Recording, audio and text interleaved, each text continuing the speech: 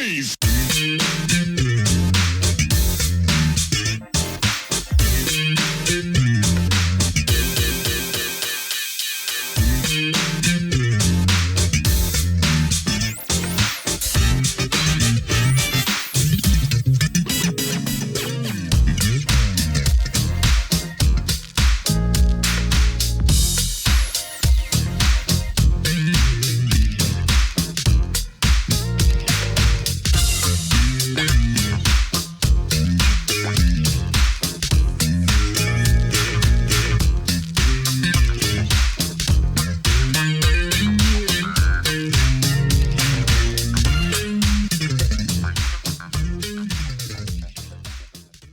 Welcome back to the next part of this Truth and Rhythm episode. Be sure to subscribe to this channel. If you've already done so, please share it with friends. Also become a member by joining Truth and Rhythm on Patreon, or consider donating at FUNKNSTUFF.net. Thank you so much for your interest and support. Enjoy.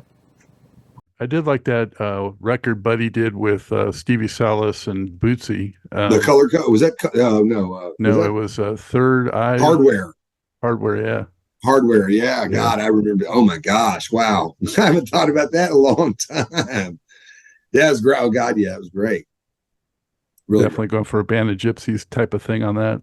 Absolutely. Yeah. Absolutely. And we had tried, Buddy and Billy and I at Jam, we talked about we tried to form a band with Chuck Rainey in the beginning from the great session bass player who played on all the Aretha Franklin records and played with Steely Dan and that. And we were going to do a band there, and it kind of slowly, it quickly dissolved. And then we tried a couple of other things, but one of the funnest times I had playing with Buddy, oddly enough, was when he became ill, he was given like a time period, kind of a lifespan.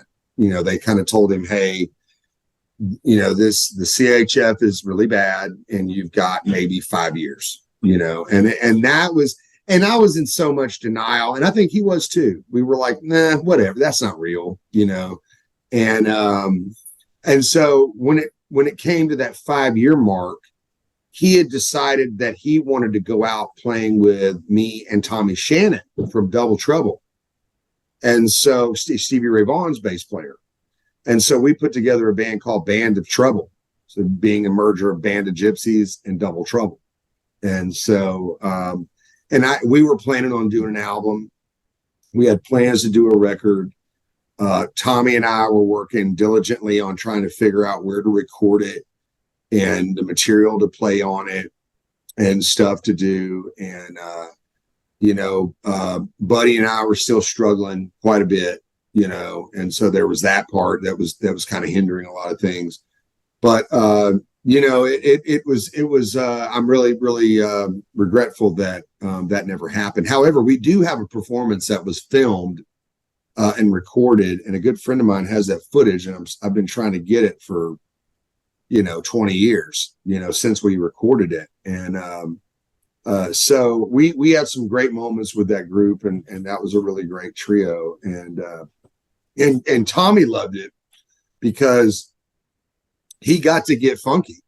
He got to play outside of his normal blues. Cause with Stevie Ray Vaughan, they were blues. Let's face it, Stevie really didn't get super funky until his last record, and that's what was so sad, is that especially that Vaughan Brothers record was really super funky.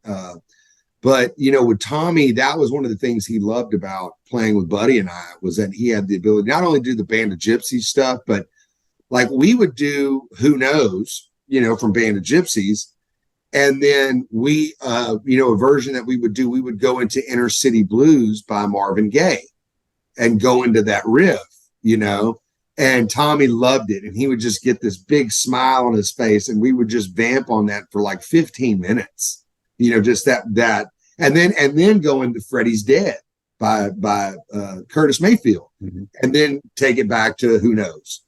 So, and Tommy loved that, man. He was like, dude, I don't ever get to play this stuff. It's always, old blues and 1-4-5 and shuffle and slow blues and, all of that. And and so it was really cool that he got the opportunity as a bass player, to play in that style. And so it was really cool. Yeah, hopefully they'll see the light of day at some point. I hope so, man. I hope so. I know there's at least, if nothing else, I'd love to see if we can get some of that audio off that footage. How old were you when Buddy passed? I was, let's see, that was in 2008. So I think I was 30. I was 30 or 30. Yeah, I think I was 30 years old. Yeah. I just turned 30. Yeah. It was a drag. And I dealt with it probably, see, he passed in February. And so the anniversary is getting ready to come up. So,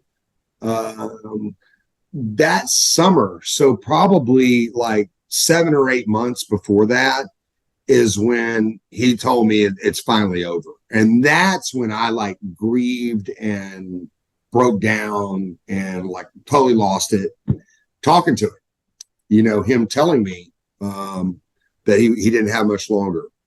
And that's when I had the ability with him there, still coherent. And I just remember sobbing and slobbering and snotting, and he was still talking like, okay, you're going to be without me. You got to keep this going. You need to keep playing, like, and I was just losing it, and just like, totally, in pieces. And then I'd moved to New York City, and he was so pissed off. He was in Austin. I moved to New York, and he was so pissed I moved to New York. And I think a lot of that is because I was away from him during the last days, and I think that's why he was looking back. I think it wasn't so much that I had moved to New York, and I was always like, dude, this is where you guys did it. This was you guys, hood for so long. And you and Hendrix and everybody for all those years, and I don't think it was so much that it was that I was so far away from him at the end, and really he was in such bad shape. It really was. I was in so much pain seeing him like that, in the end, that I really struggled with, with seeing him so sick and just not the person that he was. And that's what was so great about Band of Trouble was that, playing with Buddy over the years, he would start off playing drums, and then he would have to quickly move to the front of the stage and just be a vocalist. And the stamina as being a drummer had greatly diminished. And it wasn't until, Band of Trouble with Tommy is that he was kicking so much ass. And I'll just never forget just literally laughing out loud, like literally LOLing, like on stage, like hysterically laughing my ass off because of, and I was like, and still today, nobody could fuck with him. Like, I mean, no other drummer, and I played with a lot of great drummers, and nobody, could touch him when he was like at his best and on, and he wanted, when he could, he wanted to turn it on when he wanted to. I know he was diminished a lot by his health issues, but when he wanted to turn it on, nobody could fuck with Buddy Miles. I mean, the power and just all that, and then singing on top of it, it was like, man, when he was on, it was, and so I just remember laughing because I was with I did a lot of shows with Buddy where he kind of was like, and I know he had to kind of mail it in a little bit and hold it back because of his health, and those things. But with Band of Trouble, man, we did a show, I think, with Bonamassa and Rick Derringer, Michael Burks, like all these great people were on the bill with us. And he just came out full force swinging. And I was just like, I was just cracking up laughing because I was like, oh my fucking God. I was like, Buddy, so that's awesome. I got to be with him there, and that's how he wanted it. He wanted to go out, with that band and kicking ass as a drummer, in that band. And so, it was really cool. But yeah, I was 30 years old, and I was one of the last people to talk to him when they called me. and said, it was the end. And I was one of the last people to talk to him on the phone. So, what year was that? Do you remember? 2008. Okay. So, Yep. yeah, I'm just looking at your discography as we're talking about that, trying to see where it fits into that picture. How do you feel that your studio recordings evolved over the years? I mean, I feel like it kind of come from a self-produced play, like Buddy and I did the first record together, which was, and he played on a bunch of that record, so that was really cool that I got to, do a lot of my record with Buddy playing on it, and helping me produce it. I do have that document, as a kid.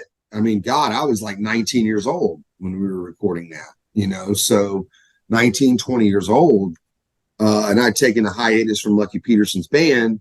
And then I ended up rejoining Lucky Peterson. So that was the gap between the first record and the second record, was that I cut that record and then went back on the road with Lucky Peterson. I went back to be his band leader. And so I went back as a sideman again. I put that album out. And that's what helped me get a start in Europe, was I cut that record with Buddy. And then printed the CDs up ourselves. We had a couple of different label deal offers, and they weren't taken, they weren't coming through, and they weren't happening, as quick as we'd like them to. So we couldn't wait. So it was the beginning of the internet, and a lot of people were telling me, "Hey, man, there's this new thing, the internet, and release it yourself and print it out and sell it on your website." And we thought, wow, you can do that? It was like this whole thing. So that was the beginning of that. This was, pre-streaming and pre-Napster and all that stuff. And so what I did is I printed those albums up, and then I went back on the road with Lucky, and Lucky sat me down and he said, "I want you to bring boxes of those CDs to Europe when we go on tour." And he goes, "I want you to hand those CDs out to all the promoters in all the clubs we play at. I want you to hand those CDs out to us." Normally a band, an artist you play for, is not going to do that for you. They want to keep you as a sideman, keep you in the back, keep you shut down. And not Lucky. Lucky was like, "I want you to take these CDs. I want you to give them to everybody we see over there." And I gave them to his main guy, and he wanted nothing to do. It was too rock, for him. And he didn't want anything to do with it. He was like a blues and jazz guy. And, but I handed that CD to all these promoters, all these booking agents, everybody. I did just what he told me to do. And out of all those, one guy called back, and the one guy that called back was a big person, and who really opened a lot of doors for me. I initially went over and did a tour, a writer for a big metal magazine in Holland called Aardschok, which was kind of like our America's version of Hit Parade or RIP or Metal, one of those kind of magazines. Actually booked my first tour and brought me over, initially, doing small clubs. And then another company saw me, and brought me. And then that person that I had given that CD to all those years before, a couple of years before, eventually called back and knew who I was and started helping those companies and people, promoters and people, buyers knew me because I'd handed them physically myself and went, "Here's my new album. Here's my record I just recorded with Buddy Miles. Here it is." So that when I started to work with people, they went, "Oh yeah, we know who Lance is. That's Lucky's guitar player." So that's how, and Lucky featured me in the band. So it literally was grassroots, handing out my CDs one by one and meeting the people so that when they got the call, they went, "Oh my God, yeah, we remember that guy." And so, and then finally one promoter that I handed one of those CDs to, brought me on tour with Jeff Beck and Steve Vai and, some really big stadium tours with Whitesnake and Def Leppard and ZZ Top and all these big tours I did over there. you know. So as a progression of the record, and to answer the question, sorry, I mean to get sidetracked on that, but to answer the question, that early catalog I produced myself. You know, they were all self-produced. I was a young guy in my 20s, you know, and I made record after record almost in succession, and kind of, you know, took a break from touring. I was married to my first wife. I'd had some little kids at home, so I wasn't touring as much, but I was still making records. And so I began to make those records one by one. And then at the end of that, by the time I was around 30 and had moved to New York, I was like, it was exhausting me, you know, because there weren't big budgets to go in for months and make a record. It was like, here's a few $1,000s. And it was literally like working around the clock, you know, and it was me and an engineer. We'd cut the band in, you know, a day, you know, or two. And then the rest of the time I'm doing overdubs, like soloing and singing and mixing all at the same time. Like we would cut a lead guitar track, try to mix the track. I'd cut a vocal, mix it, and then we go to the next song. So they were done really quickly, really stressfully. And then after I'd kind of, you know, made a catalog of albums for Grooveyard Records, the early label I was on, I said, moving forward, I needed a producer, you know, and I wanted to get more into songwriting as opposed to long jams in the studio and just writing songs, you know, around a, you know, for a reason to solo on the guitar. I want to, Lance, excuse me, I want to jump in because Higher Ground, you know, was one of those toward the end of Grooveyard, and I think it was your last Grooveyard studio record. It was. And that was definitely a departure from what had come before. It was a little slowed down, and you were doing a lot more stuff on it. And, you know, what were you thinking when you went into that one with such a big change? Oh my God, that, you know, I was struggling quite a bit during that time. You know, there was a lot of substance stuff going on, a lot of substance abuse. I was really in the throes of addiction. And so much so the band didn't even show up. So I had to play everything. That's what happened. Okay. That's what was so hilarious about the record. And, you know, like I said, I'd been hanging with Prince during that era as well, a lot, you know, and a lot of those kind of artists. And so it really was my bros, Todd and Toby Pipes, whose studios we'd been working in. And they had that little alternative rock band called Deep Blue Something, had a big song called Breakfast at Tiffany's. It was in all these movies and all these TV commercials. And Todd Pipes was a good bro of mine. And they had a lot of success with like this big, you know, in alternative pop thing. And so he opened a studio, and it was Todd Pipes, God bless him, that they had all their touring gear in a giant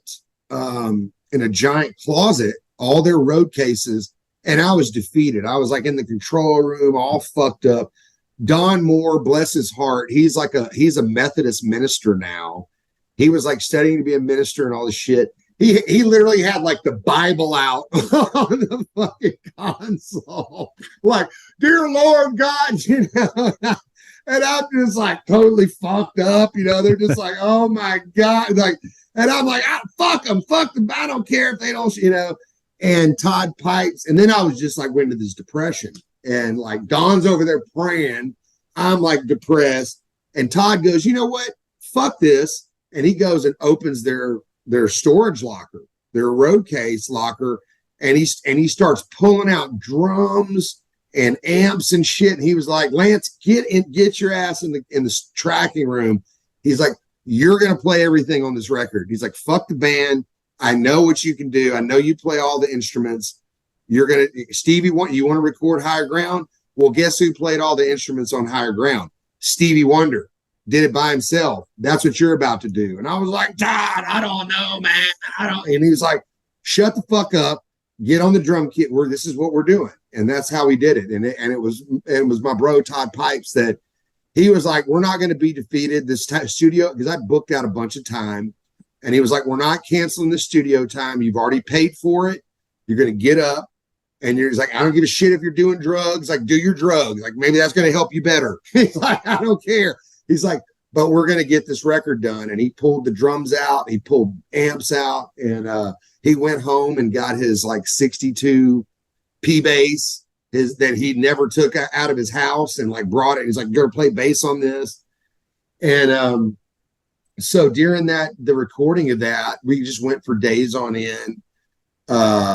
You know, and I just remember I was tracking lead guitars on one of those songs. I think it was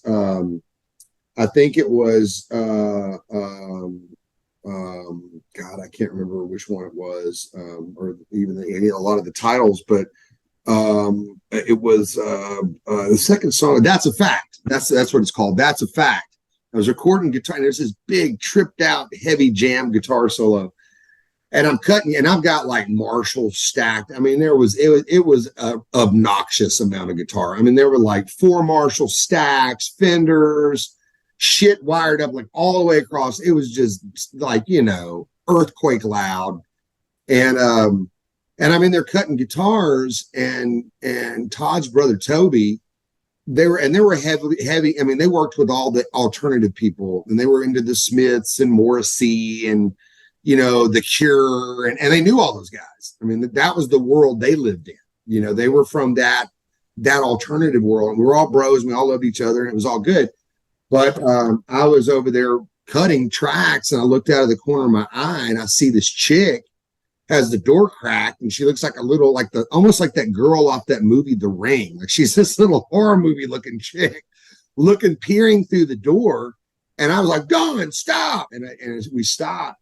And she's like, oh, and like the door closes and then it cracks back open. She's like, oh, I'm sorry. Can I come in and watch? And it was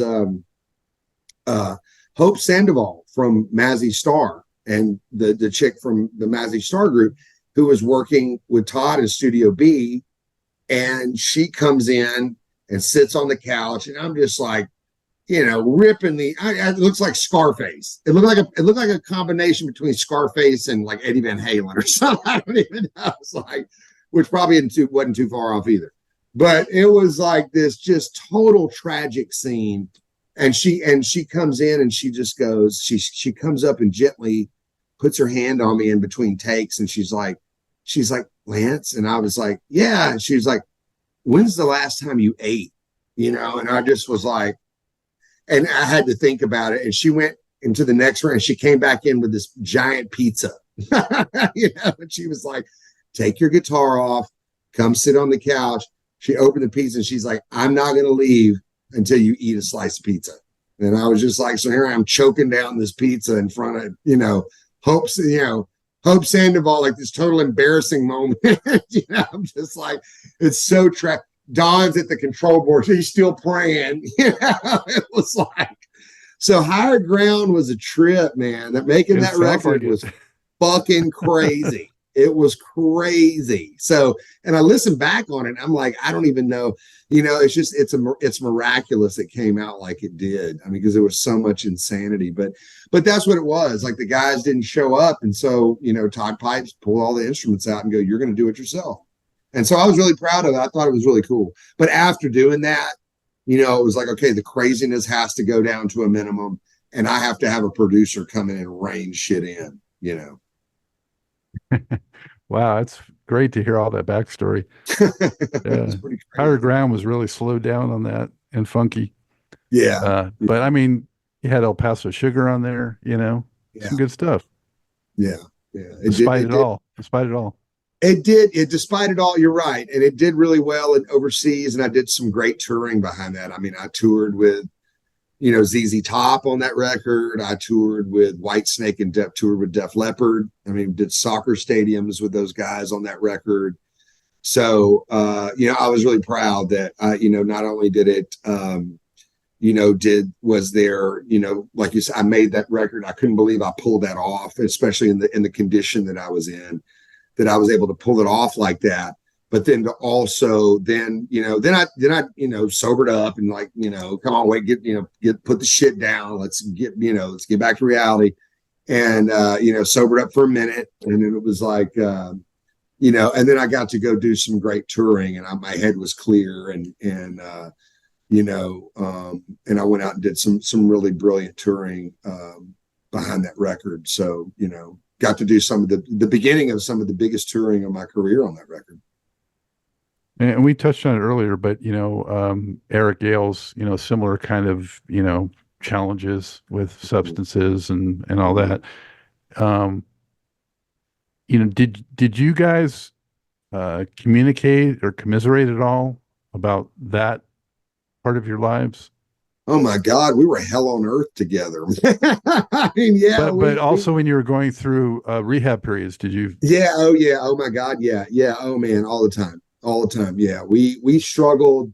I mean, we as sick as we were together, we really, and still today, we help each other. But we tried for a long time. We were really sick.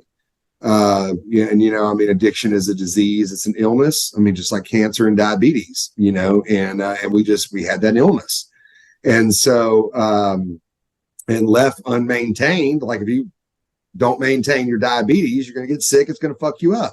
It's the same thing like with the maintenance of a program of recovery with your illness with addiction. So there was lots of times that we did that. We'd get better and I feel great again. And then we stop maintaining the illness and then up, whoops, bang, boom, bam, off again, and then back up and then back down and back up. So, I think the most important thing, is that we continue to get back up, and that we continue to help each other back up. And there were a lot of times that Eric called me and he had fallen off. And there was a lot of times that I'd call in Eric and I had fallen off. So, there was a big period of time where, I had established a really good sobriety network. I kind of had a lot of the same, going back to Stevie Ray Vaughan, I'd had a lot of that same circle in Dallas that he was a part of, and in that whole world. So I had established a really good network. And so a lot of times in the beginning, it was Eric calling me, and me continuously helping Eric. And then it like swapped. Then it was me calling Eric, all the time. And I was the one. So it was like, there was always those times where either I was doing real good and Eric was off, or Eric was doing real good and I was off. And so one of the great moments is that when we got better together, that's when life was like really amazing. And we just got tired of getting our asses kicked, so badly by drugs. We were kicking our own ass so bad, and so yeah, I mean, there were literal times that, I was getting him into rehab, or he was we got each other into rehab. I mean, we literally, I got him in the last couple of times and then and then he called me a couple times and I rushed wherever he was, and he rushed to come see me. So, we really have, just as we've been brothers and growing up together and playing guitar and music, we also shared that commonality in our sickness and our illness of addiction, and coming out of that and helping each other and supporting each other. And we still do today. We text all in the mornings all the time, and we check on each other. And man, because we're also both sufferers of chronic pain. Like I had back surgery, and Eric had foot surgery. So, we both have had surgeries, and that is a very, very slippery slope, dealing with chronic pain and pain medicine and opiates and, and that whole thing. And it's caused both of us to fall off a couple different times, and so we check on each other real diligently a lot, and it's, how's your back? How's your foot? Are you okay? How you doing with your meds? Are you okay with that? We know now that, like, I can't handle my own meds. Like my girlfriend takes care of them for me and shit like that. I mean, there's just ways that we have to do it. And if we have to take, shit and substances and have to, because we need them, we'll prescribe them at times. So there's just all the ways that we've learned how to maintain our lives now and in recovery and sobriety, and how to function. And a lot of that is checking on each other and making sure each other are okay. Yeah. Well, so glad to hear that. We're also grateful for that. And thanks, man. I'd love to see you both on a same bill sometime. I mean, you're just over the hills and he's in North Carolina where I am, you know, you guys Mhm. should do some shows around my neck of the woods. We need to. Maybe in the next couple of years we will. You know, we've done a lot together, you know, in the past, and it's time to start doing more. You know, so we need to do it again. I know a lot of people want to see us do a tour, and we've talked about it for years. You know, we've really talked about doing, and we've gone to Europe together and done some really great tours over there. But you know, when we've done, you know, some minimal touring in the States, but we need to do an actual real good tour. So hopefully we can make that happen soon. So let's jump to the new record and get in a little more detail on that because, you know, it's a triumph for sure. And it took you 5 years, I think, to get that together. I don't know how much of that time you were actually working on it, but man, great record. 10 Thanks, Scott. Really, you know, group of 10 tight songs. It's I think like 40 minutes or so in total. And Thanks, Scott. I'm going to tell you my favorites Okay. because that's what I do. Right on, Um, man. yeah. Um, yeah, Easy to Leave, which I thought of one or two times when you were telling me about some of those X's that you had. Yeah. You know, that's a slamming opener, you know, with some slide guitar, you know, tossed in Yeah. there, you know. Yeah. And then of course the title track. Thank you.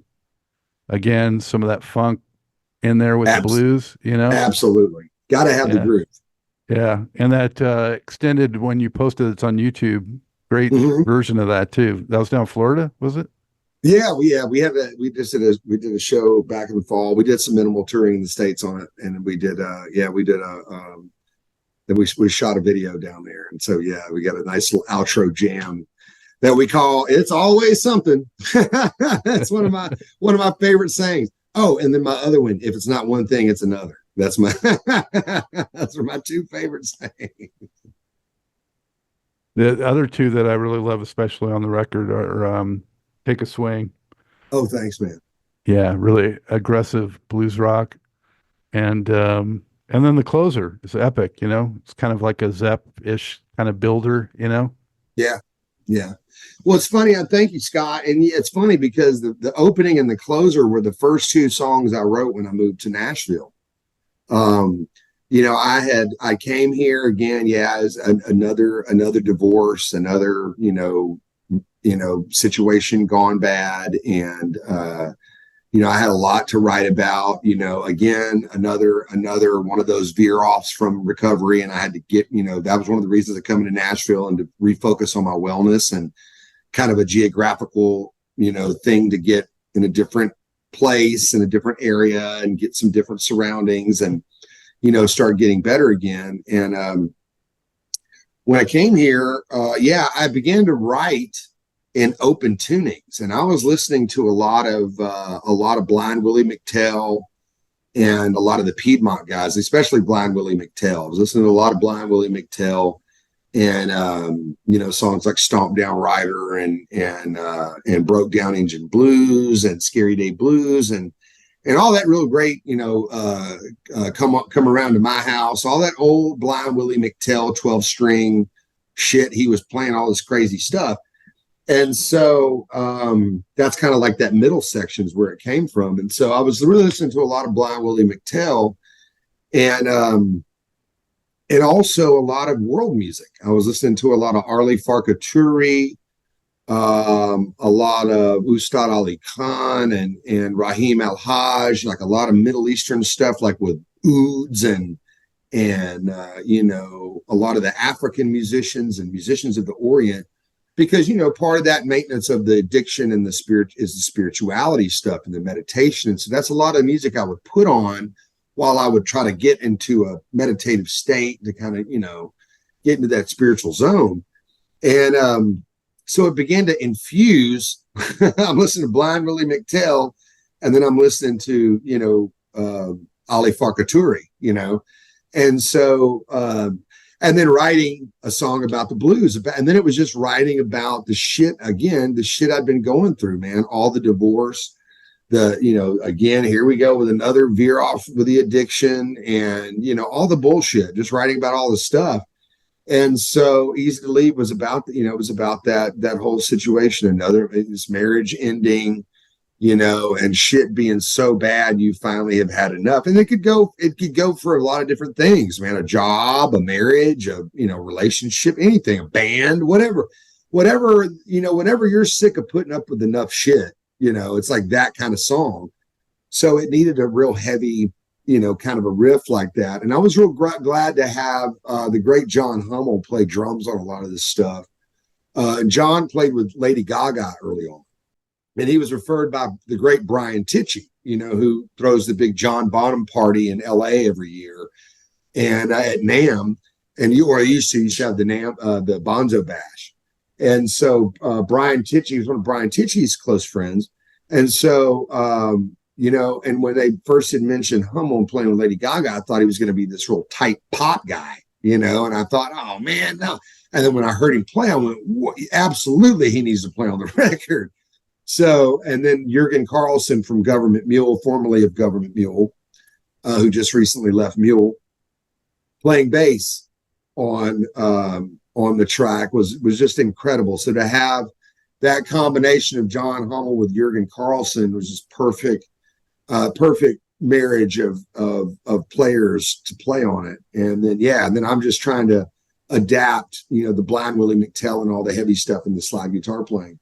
Trouble Is Good is almost the same thing. It was developing a grooving riff, coming back like from the early days. I wanted to write a song that was reminiscent of all those records that we had just been talking about from my early days of youth, like all those heavy riffage and all that funk groovy heavy riffs and because I'd talked to so many young guitar players in Nashville that loved those records, guys like Tyler Bryant and Jared James Nichols, they're coming up now in the ranks of blues rock, grew up with those records and other, a lot of these side guys that play with these big country artists that are between the age of 30 and 35 now, grew up with those albums. And so they loved them. So I thought, all these great young guitar players that are out on the road now, playing with big artists and that are now have careers themselves, tell me how much they love those records. I was like, I need to go back and do something. And they would ask me that, dude, you need to do another record like that or do another song,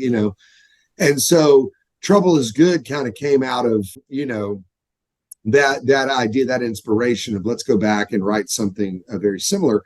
And then, to get away from playing just the standard ripping, shredding guitar solo, I wanted to add a harp in there, a harp player, and to really encompass the hard timiness of what, COVID and the blues and all that was about, because that was all that whole era of not only had I stumbled and fallen again and was trying to get back up, but as I was standing back up, bam, here came COVID. I was like, shit. So I was like, so I really wanted to get, some low down stuff. So that's was the whole thing of the Chain Gang intro. And then the deep heavy blues of the outro, and then live, it's just that we do that. It's always something at the end to really get that aggression out, just that getting all that shit out. Like we talked about earlier, what Eric was talking about, pain. It's like getting that out. And then Take a Swing was really another one that was about like just going through adversity, hurdle after hurdle after hurdle. And getting back up from the addiction, and getting back up from the other stuff. And it was just like, man, keep getting up and keep fighting. It was all about keep fighting. Don't stay down. If you fall down, get back up. Don't let the disease knock you down. Keep getting back up. And it was like, and that's really what a lot of it is a big stance on that. And that was a tribute to Leslie West. He had just passed away, as well as, we definitely wanted to have something in the new rock genre. So it was like I was listening a lot to Wolfgang Van Halen's new record, or whatever record he put out at that time. I think it was his first one. And I was really proud about that, that Mammoth album came out. And So that was another thing. Wanted to kind of write a song that was in the vein of in tribute to that too, to kind of Wolfgang Van Halen making his debut and coming out. So and then Voyager, again, like I said, that sat around for a long time. And I had read, I'd been reading this book. A friend of mine gave me this book called The Law of One, which was, and I'm an ancient astronaut theorist. I've been friends with all those ancient alien guys since the 90s. And, and so I was into all that kind of heavy shit. So I was reading this thing about Ra and these people. This girl was like communicating with telepathically with him. So that was kind of a fun. I wanted to write a departure from just your standardized. Here's me playing another fucking guitar solo, and another big heavy rock song. I wanted to do something really cool, and also the middle part of the song, being the Voyager, is like following the spiritual light and having that North Star, and following, having that, God or whatever you want to call it, and being able to follow that higher power. And that really is a testament to that. And also too, and reading that Law of One book was really cool, because he was like a messenger from God or whatever. And he was like, apparently came down in the Egyptian times and saw that humans were so fucked up. They went, we're going back to outer space. We can't, we're not dealing with you guys anymore. And so it was really cool. So I wanted to write something that was like all those records we grew up with, like Zeppelin and Yes and Rush and all the prog bands and, all those British rock bands that read like heavy books and wrote songs about them. It's like nobody does that shit anymore. It's either sad, depressing music, or it's like, look at me, how cool I am. There's nothing like heavy and esoteric or progressive anymore like those bands used to be. So I also wanted to pay tribute to that, as well as two guitar heroes of mine that really weren't. And I like the Zeppelin reference because, the definitely has that feel. But the lead guitar stuff, I definitely was copping a lot of Ritchie Blackmore, and I feel like a lot of people don't talk enough about Ritchie Blackmore and his influence. And I really wanted to really give and then that was the other side of it. I had Bobby Rondinelli play drums on it, who also played on Trouble Is Good. And Bobby replaced Cozy Powell in a Rainbow with Ritchie Blackmore. So, and if Cozy Powell had still been alive, I would probably been trying to get Cozy Powell to play on it, because I loved all those Rainbow records when Ronnie James Dio was singing in Rainbow. And Bobby was not only he was in Rainbow with Ritchie Blackmore, he was also in Black Sabbath in the mid-90s before they reunited with Ozzy, right before they got back together with Ozzy. So it was really, such an honor to have a drummer that had been both Rainbow and Black Sabbath on the record. So I wanted to do something that paid tribute more to those guys. And then the ending, the I Am Ra thing, with Ra flying back into outer space after he was like, fuck you guys. It was like, he's going away, was a tribute to Jeff Beck, because Jeff had just passed. So there's a lot of the tremolo guitar stuff. So again, it was a departure of like, man, Scott, it's not about like I'm trying to follow this mold or that mold. It's about like I'm writing music that's here and recording it, and maybe it doesn't do as well as some other records. It's not on the blues rock charts with all my contemporaries with other people, but it's shit that means something to me, that's honest, that's real, and not me going, I'm going to make a record like Joe Bonamassa. It's me going, I want to make a record that's coming from here, and that's honest, and it's stuff I'm going through and things I'm reading. Well, it resonates with people like me that appreciate Awesome. that, and Thanks, and man. love some of the raw edge always in there, Thanks, Scott. Some of the other stuff I heard in there, maybe you can let me know if I'm on the mark or not. Wild Country is like When the Levee Breaks kind of drum beat. Oh yeah. That's Brian Tichy. Yeah. It's the great Brian Tichy. You gotta love Brian. I mean, Brian came in there and put that intro on there, and because we just had the song starting, straight away into the song, and Brian put that drum intro, and so now live we extended even more, you know, and it's a good extender piece, segue for the show.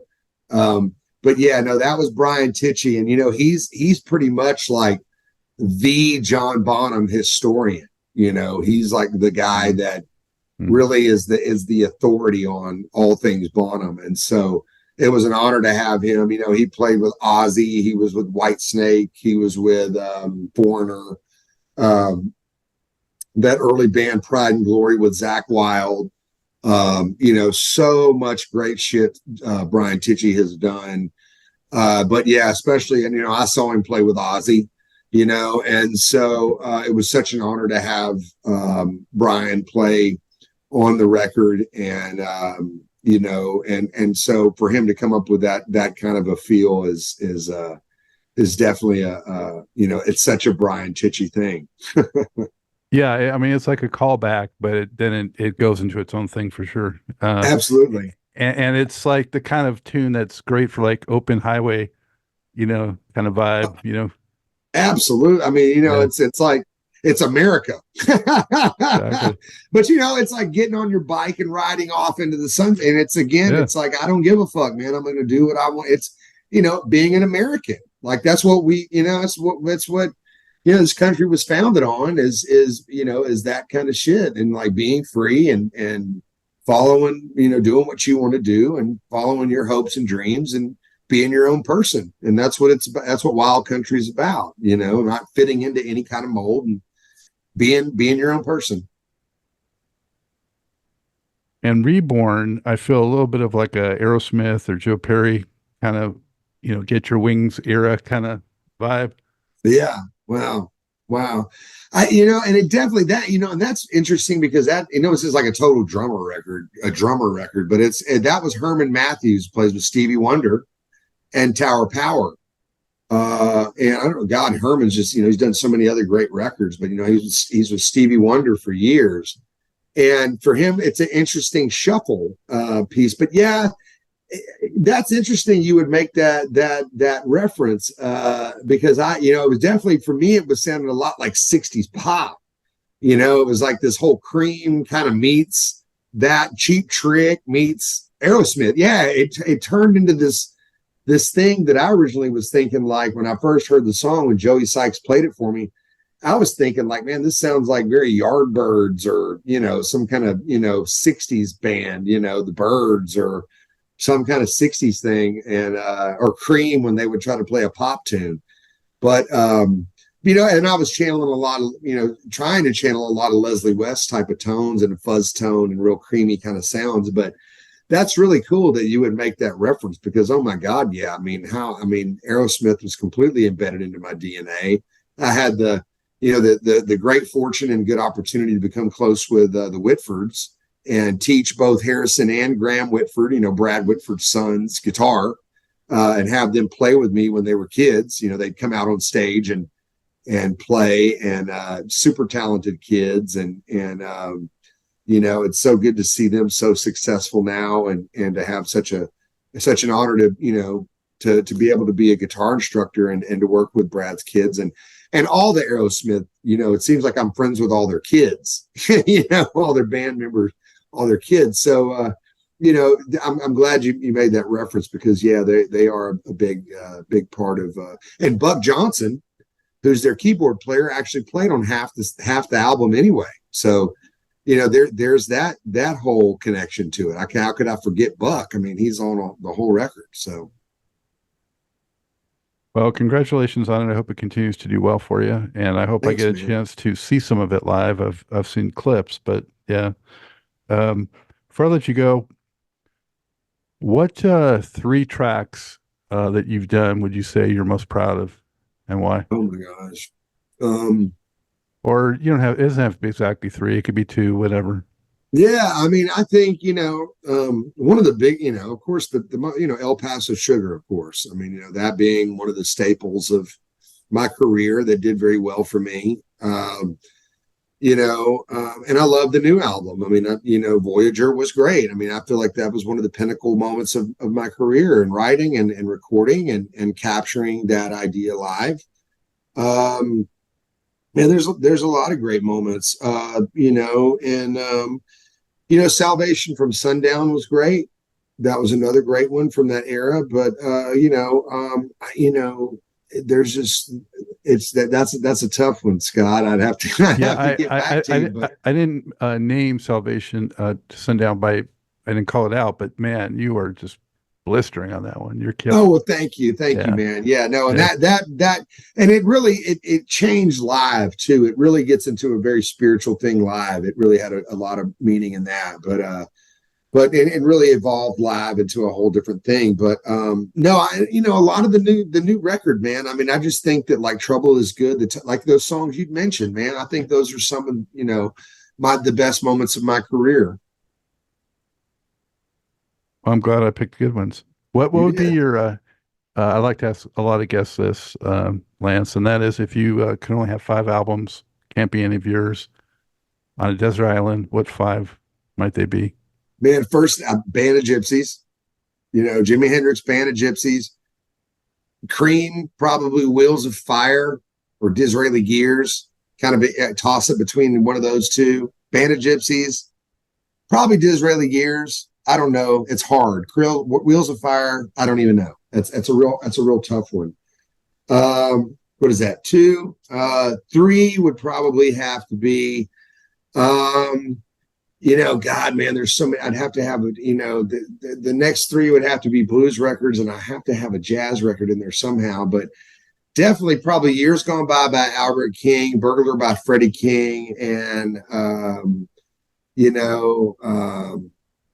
God, I don't know, probably B.B. King Live at the Regal. All right. Guitar records, man. I'm a guitar player. I'm sorry. Speaking of that, I think you probably touched on already with some of the things you referenced, but is there anybody else that you're a fan of that might surprise people who know you from, your records? Oh man. I don't know. I mean, as far as like outside the genre, yeah. I don't know, man. I love all kinds of music.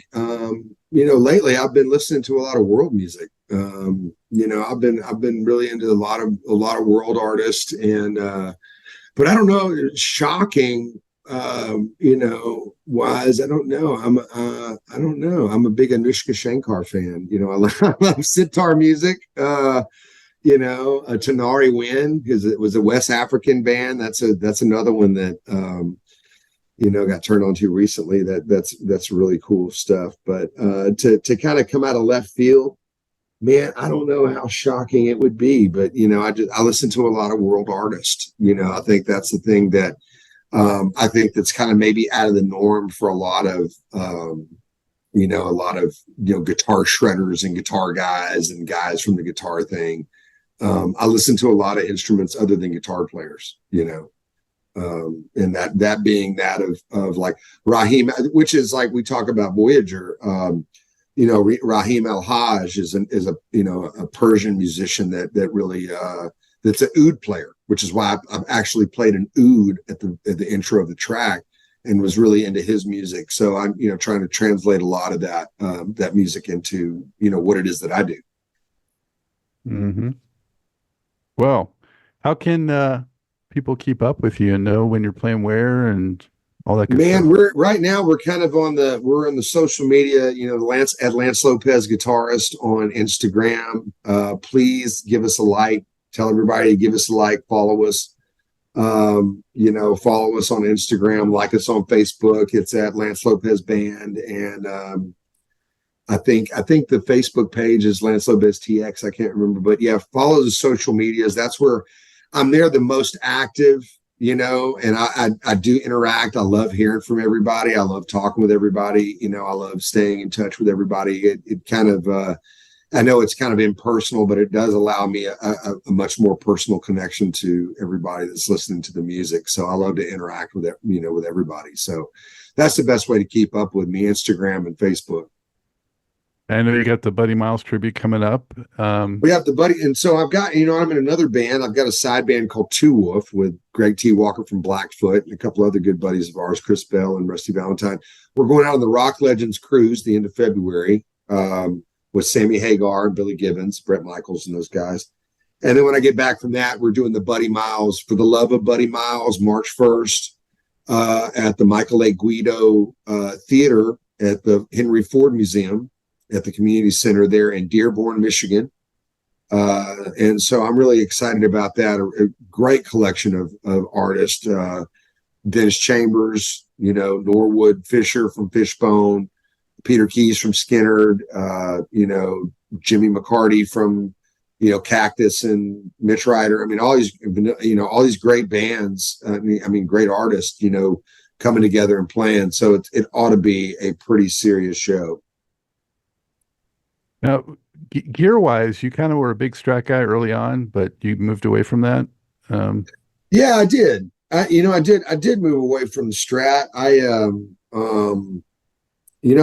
I still do play Fenders, but I got an I've been with Gibson now off and on since 2010. I went to PRS and Music Man for a couple of years in between, and then I came back to Gibson. It's been a whole decade now, so I've been back at Gibson since 2014. So yeah, I've been a Gibson artist since then. So, a lot of that it started to transition out of those last kind of Grooveyard records. And then when I started recording, like Higher Ground, I began to experiment with a lot of other guitars, that being Gibsons and going into that world on that record, and it translated well. And then touring with ZZ Top on that record. It was Gibbons that kind of influenced me to, he would listen to me night after night play a Strat. I was playing both live. I'd play part of the show with the Strat and part of the show with the Gibson, and Gibbons would say, "Man, I like you better playing the Gibson. It's more." And so, and then I had a conversation with Jeff Beck, who was a Strat guy, but then was saying, "Man, if I was back in a power trio, I'd be playing a Les Paul again." And I thought, "What?" I was like, coming from Jeff Beck, I was like totally blown away by that. So that kind of then, there were several, variables that kind of led me to go back to the Gibsons. And so that's why I love my Firebird, working with Johnny Winter. It was Johnny that had me go pick up his Firebirds. And so I feel like with a Firebird, I can get kind of the best of both worlds. The mini humbuckers, I can kind of get a little Stratty sometimes in there with it. And it kind of gives me some of that feel, but then yet I retain a lot of the thickness and the bite of a Gibson. So at times I can kind of get it pretty close with a Firebird. I'll forever, bow at the feet of those great Strat masters and, continue. And I still own, Strats and still play them, and I'll bring them out every now and then and play them, for a couple of songs. I don't totally 100% stay away from the Stratocaster. But, being that I have a deal with Gibson, and being I try to honor my endorsement as best I can, Well, I've got Gibson and Fender in this house. So, yeah. Awesome. They coexist. Two of the best, man. That's it. The best. They're the best. Yeah. I hope we don't have to wait 5 years for the next record. No, I'm trying to make plans to do another one ASAP. So hopefully here in the next little while, we'll have one out pretty, hopefully sooner than later, That's what I like That's to the hear. hope. So I'm going to start working on it as soon as I can. So yeah, no 5 year wait. I mean, COVID put a damper on everything. I took a little break. Really, I mean, it really would have been 3 years. I mean, everybody's told me that you got to subtract 2 years. Don't count because of COVID. It's like that's off the table. So it's that COVID thing, man, put a damper on a lot of shit. I didn't I caught it for the first time just in September. I had gone all that time without. Sorry. Yeah. I think I had it 4 or 5 times. Wow. Kicked my ass every time. Yeah, it's kicked my ass. Well, it kicked my ass that time. Yeah. Sorry, man. I know it sucks. It did suck, but yeah. But hey, man, stay healthy.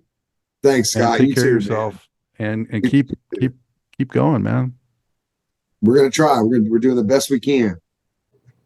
I hope you enjoyed this episode of Truth in Rhythm. A big thank you goes out to our guest as well as to you, the viewer and listener. Also, much gratitude to Pleasure for supplying the show's funky opening and closing music. As a reminder, you can always access the complete list of linked shows by episode at FUNKNSTUFF.net. I urge you to support this program and receive the extra benefits along with that by subscribing to the Funk and Stuff channel on YouTube and sharing it with funk, R&B, and jazz lovers, joining Truth and Rhythm's membership program at Patreon, submitting a donation at FUNKNSTUFF.net, buying Everything is on the One, the First Guide to Funk book at Amazon, shopping at the Funky Things store for cool merchandise at FUNKNSTUFF.net, and linking through FUNKNSTUFF.net for all of your Amazon purchases. In addition, if you're an artist or anyone seeking proven, results-oriented professional marketing, PR, writing, or editing consultation or production, check out the media services section at FUNKNSTUFF.net. Also, I encourage you to drop me a line at scottg@funkandstuff.net. I love the feedback, suggestions, guest requests, appearance and sponsorship inquiries, and just talking about my favorite subject, groove-based music. For now, and as always, this is Scott Dr. GX Goldfine saying, keep on vibing to the rhythm of the one.